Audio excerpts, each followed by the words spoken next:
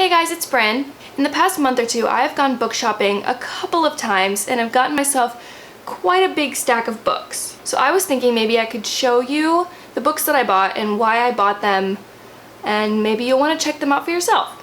Even if you don't typically read, don't click off this video just yet. I might talk about a book that sounds really interesting to you, and it might inspire you to go out and pick up a book even though you normally wouldn't.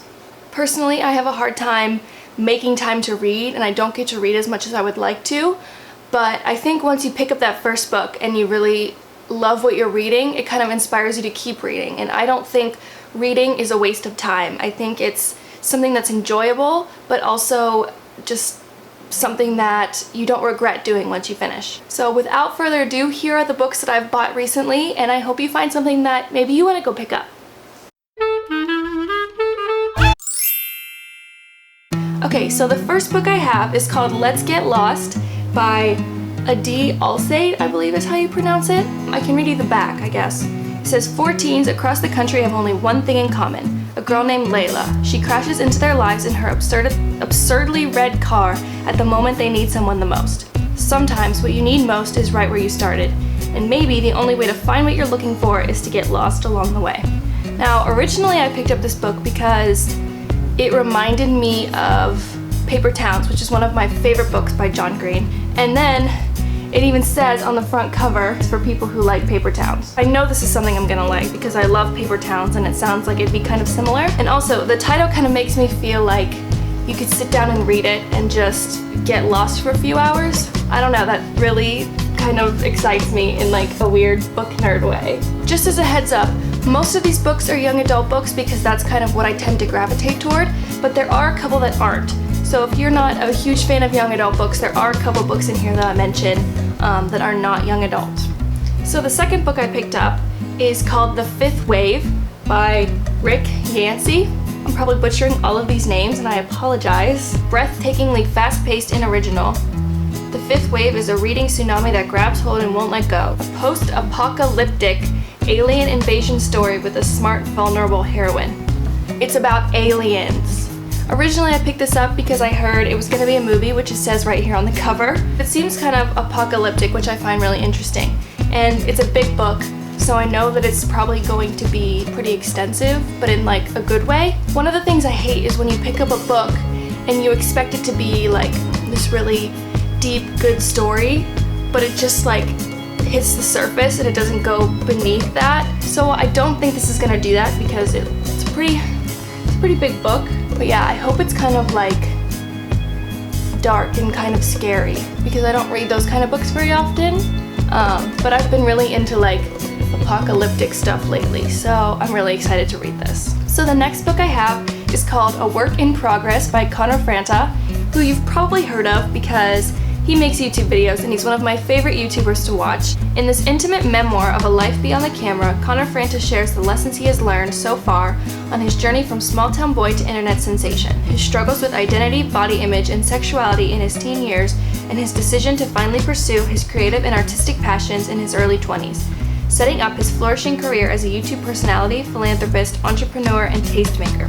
I've actually started reading this book already. I'm about halfway through it. If you watch Connor Franta's videos, you can kind of like hear his voice when you're reading this, and it's kind of funny in the way that he's funny, and I really love that when you kind of know the author in some way and you can kind of hear their voice when you're reading their book that they wrote, but you don't have to be like super interested in him to enjoy it because he kind of tells you about the lessons he learned growing up, and I think you'll find it interesting even if you're not particularly interested in him. Okay, moving away from the young adult books for a minute, I picked up this book called Wonder Boys by Michael Chabon. Grady Tripp, a former publishing prodigy,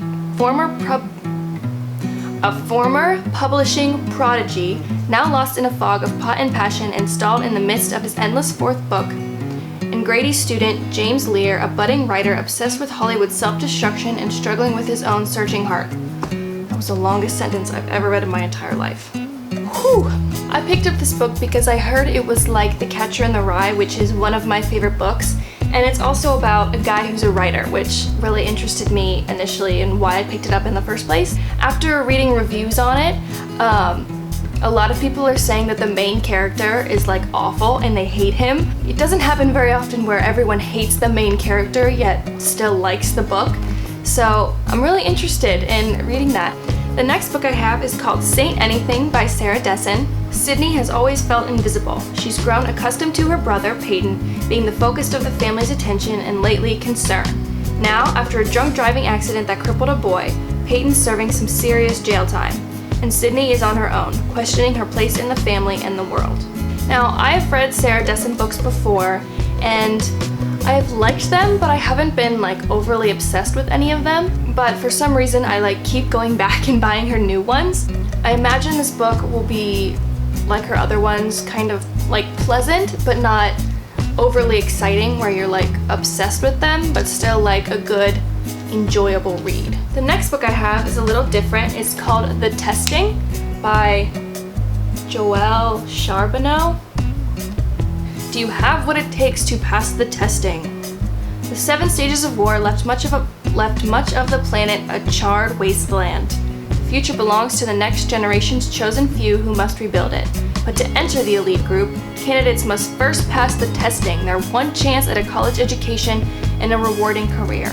Seems like it'd be kind of a futuristic book, but still like grounded in reality, which is kind of interesting. Kind of like, I would think that'd be kind of like The Hunger Games, but also not. Maybe kind of like The Giver. Anyway, I picked it up just because it was on display. I hadn't heard anything about it at all. It was just on a display at Barnes & Noble, and I thought the cover looked kind of cool, so I picked it up. Okay, so for another non-young adult fiction book, I picked up To the Lighthouse by Virginia Woolf. I know this is old. I think by now it's probably considered like a classic, but I've been hearing about this book a ton lately. To the Lighthouse is made up of 3 powerfully charged visions into the life of one family living in a summer house. As time winds its way through their lives, the Ramseys face, alone and simultaneously, the greatest of human challenges and its greatest triumph, the human capacity for change. It's kind of one of those things that I'll probably get around to reading eventually.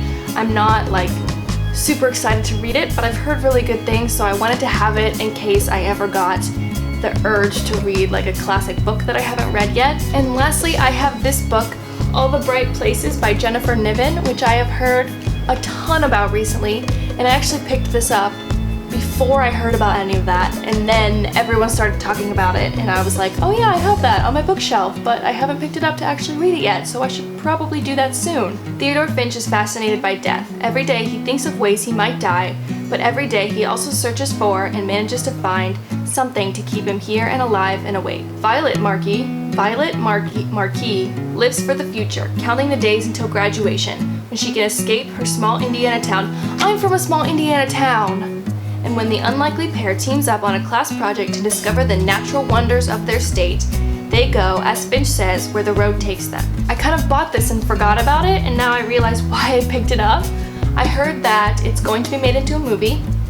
I heard that it's reminiscent of The Fault in Our Stars. The idea of like the kid like constantly thinking about death is something that's really interesting to me, because that's kind of something I think about often, and it kind of freaks me out, and I hate thinking about it, but I think reading about it in this way will be so interesting.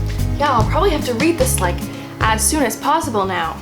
Those are the books I've picked up recently. I hope you enjoyed hearing about them, and maybe you were inspired to go pick up one of these books. I hope that's true. So happy reading, and I'll see you next Tuesday with another video.